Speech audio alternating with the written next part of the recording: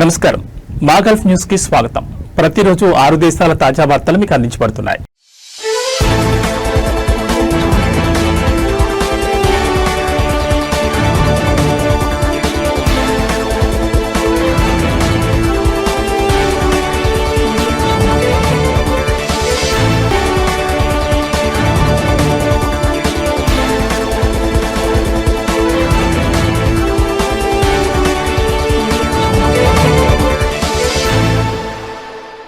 Asia క్రీడల్లో బంగారు పతకం గెలుచుకున్న భారత కబడ్డీ జట్టును ఘనంగా సత్కరించారు.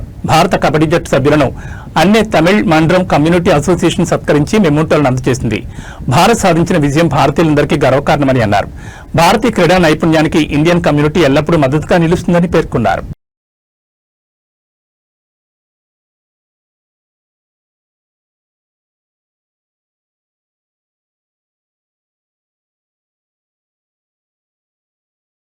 అల్ ఠక్లియా గవర్నరేట్లోని సమైల్ విలాయత్లో ఉన్న సమైల్ కోట ఇకపై ప్రధానమైన పర్యాటక ప్రాంతంగా మారనుంది.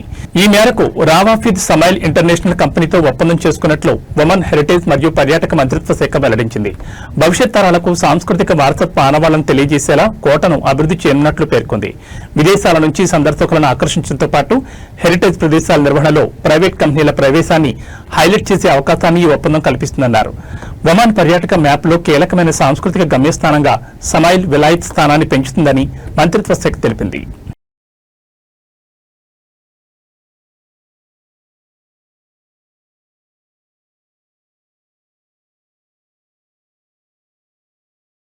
ప్రపంచంలోనే అతిపెద్ద ఇండోర్ రోలర్ కోస్టర్ ను కువైట్ లో ఆవిష్కరించనున్నారు. ఈ మేరకు touristic enterprises company winter wonderland Kuwait 4వ ఎడిషన్ ను ప్రారంభించినట్లు ప్రకటించింది. ఇది నవంబర్ 6 ప్రారంభం కానుంది. ఇది సందర్శకులకు ప్రపంచంలోనే అతిపెద్ద ఇండోర్ రోలర్ కోస్టర్ తో సహా 60 కంటే ఎక్కువ గేమ్స్ ను అందించనుందని టీఈసీ సీఈఓ అన్వర్ అల్ హులైలా తెలిపారు. Winter wonderland Kuwait Arabian Gulf street వెంబడి 129,000 చదరపు మీటర్ల విస్తీర్ణంలో ఉంది. హైస్పీడ్ రోలర్ కోస్టర్లు మరియు పిల్లల రైడర్ల నుండి అన్ని వయసుల వారికి 60కి పైగా వినూత్నమైన గేమ్స్ అందుబాటులో ఉన్నాయని నిర్వాహకులు ప్రకటించారు.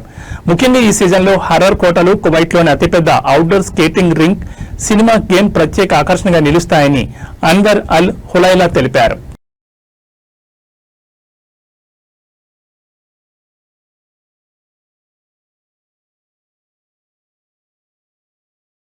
నవంబర్ 3న యూఏఈ జెండా దినోత్సవం జరుపుకుంటోంది. ఈ నేపథ్యంలో ఆ రోజున ఉదయం 11 గంటలకు అందరూ జెండాను ఎగురవేయాలని యూఏఈ ప్రధానమంత్రి Sheikh Mohammed bin Rashid Al Maktoum పిలుపునిచ్చారు.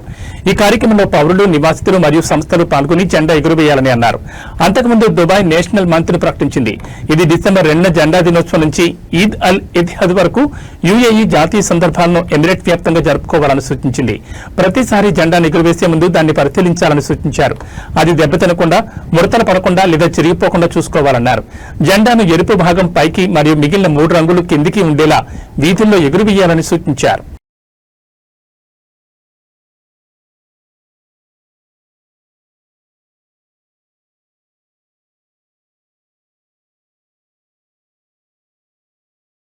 సౌదీ అరేబియా చమురు ఎగుమతులు పెరిగాయి. 2024 ఆగస్టు నెలతో పోలిస్తే 2025 ఆగస్టులో 5.5% పెరుగుదల నమోదు చేశాయని general authority for statistics bulletin తెలిపింది. వాణిజ్య బ్యాలెన్స్ 4.1% మిగులు వృద్ధిని నమోదు చేసింది.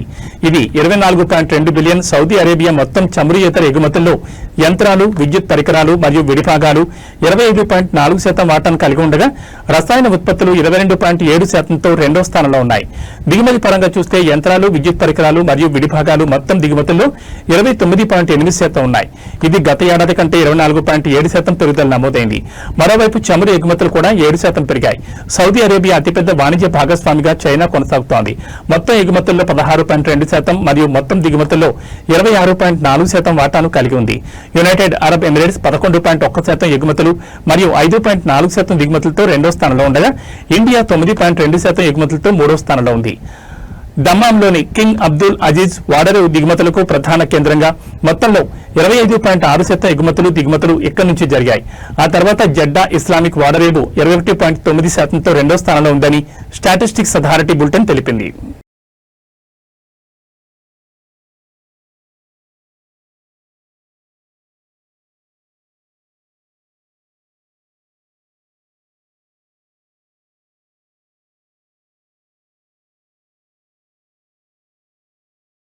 ఎంఎఫ్ హుస్సేన్ మ్యూజియం లాహ్వా కలాం అంటే the canvas and the pen Qatar సాంస్కృతిక వైభవానికి ఇది కొత్త ఆకర్షణను జోడించనుంది. ఎడ్యుకేషన్ సిటీలో నవంబర్లో ప్రారంభించనున్న ఈ మ్యూజియం మక్బూల్ ఫిదా హుస్సేన్ జీవితాన్ని తెలియజేస్తుందని ఖతార్ ఫౌండేషన్లోని community engagement and programming executive director Kholoud Al Ali తెలిపారు. లాహ్వా కలాం భారతదేశం, అరబ్ ప్రపంచంతో ఖతార్ సంస్కృతుల కలయికను భావితరాలకు తెలియజేస్తుందని పేర్కొన్నారు. ఇక్కడ వర్క్ షాపులు, చర్చలు మరియు ఇంటరాక్టివ్ ప్రోగ్రాంల ద్వారా భవిష్యత్ తరాలకు లాహ్వా కలాం కళా వారసత్వాన్ని అందజేస్తుందని అన్నారు. ఈ ల్యాండ్ మార్క్ భవనానికి ఆర్కిటెక్ట్ మార్థాన్ ఖోస్లా జీవం పోశారు. ఇందులో విశాలమైన గ్యాలరీలు, 360 డిగ్రీల ఇంటరాక్టివ్ రూమ్, మినీ మల్టీమీడియా థియేటర్లు, ఆర్కైవల్ ఆడియో, స్కెచ్ ప్రొజెక్షన్లు వంటి ఎన్నో ప్రత్యేకతలను కలిగి ఉందని అల్ అలీ అన్నారు.